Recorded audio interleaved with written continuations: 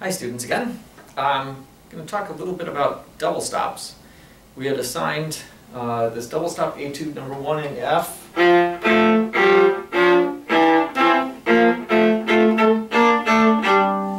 Hopefully you play it better in tune than that.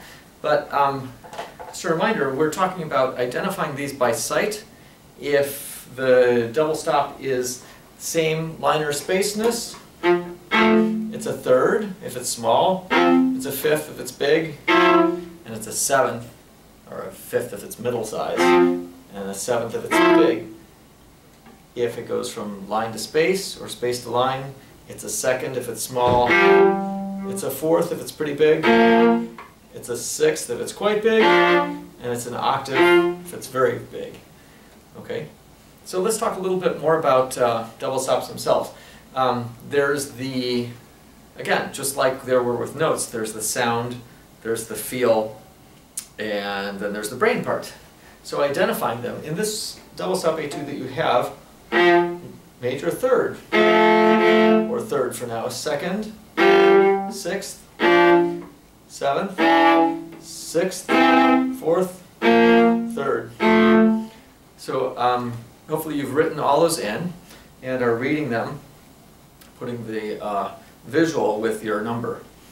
And we know how they all feel. A third will be the other odd or even finger.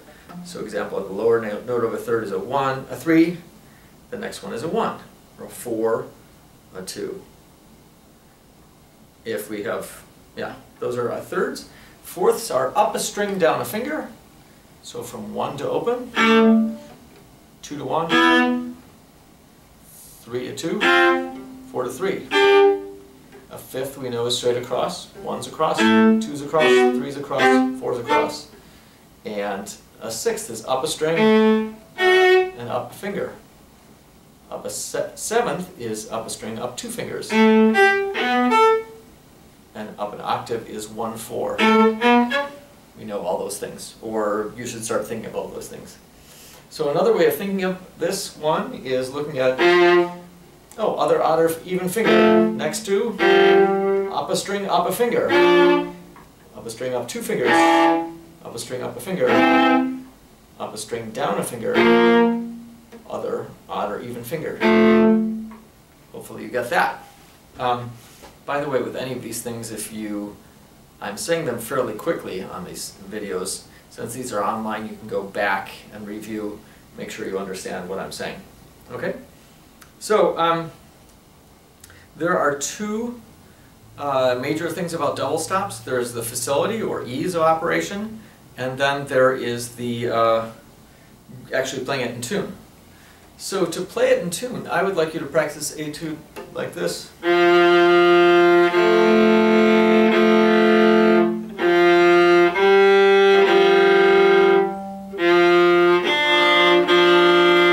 Lower notes, upper notes together.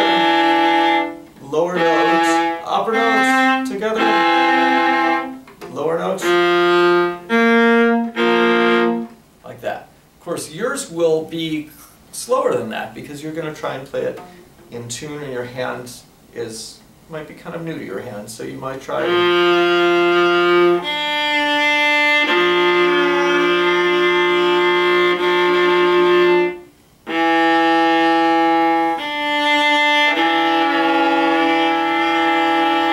You notice I'm just adjusting 1 note at a time. Do not adjust 2 notes at a time. You'll never find it.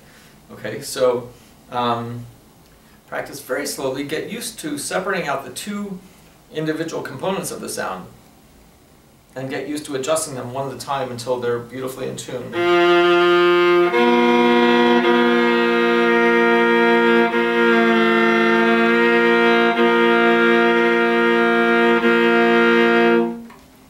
Beats will go away. We might talk about more what beats are, but I think you know that concept. So the beats will go away when they're beautifully in tune. So that's for intonation. The main thing, and this sounds funny, but the main thing when you're practicing for intonation is to make sure that you're playing in tune by the end. If you're practicing for intonation and end up leaving an interval before you're in tune, you're really not practicing very well for intonation. So take as long as it takes. This is for your ear, it's not for your hand. For your hand, you want the ability to go from one interval to the next quickly and easily. And while of course we want that eventually to be in tune, it's kind of a different skill. So what I would like you to do is I'd like you to practice these slurred. So here's the second one. Slur that to the next one. And go back and forth. And the next one. Go back and forth.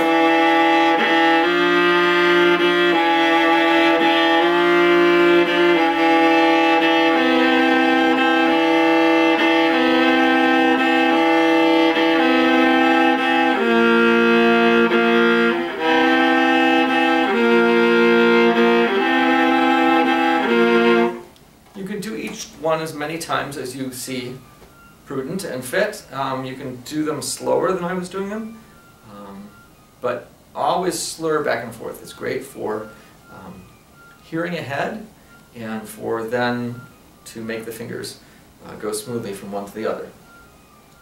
So that's the double stop etude number 1 in F, which you already have. In addition to that, I'd like you to get used to start this kind of process.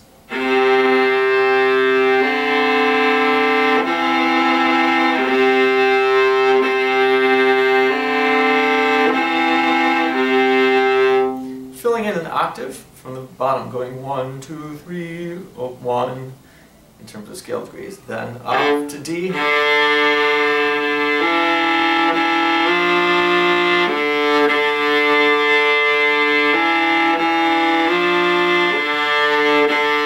up to E.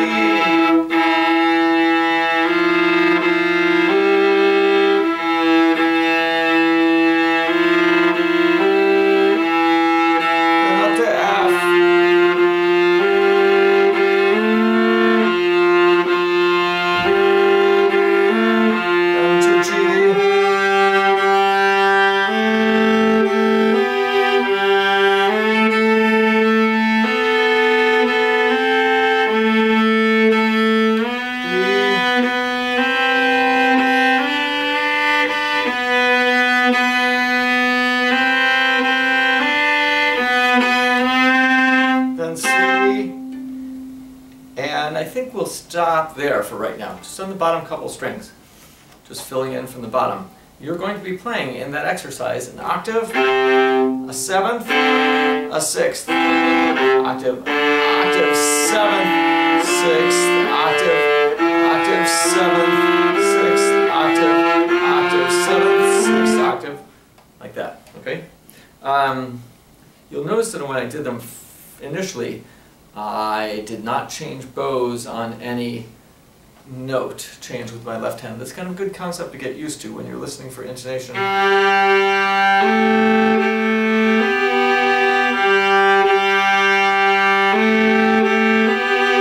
So that's super, super slow. That's for your ear.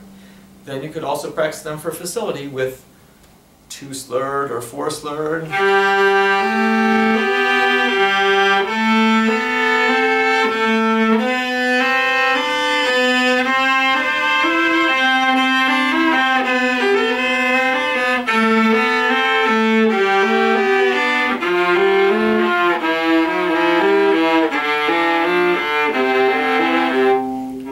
Out of shape, a little out of tune.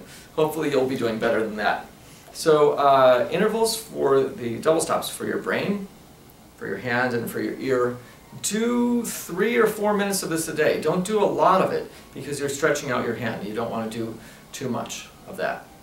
Okay, so we'll be back with another video.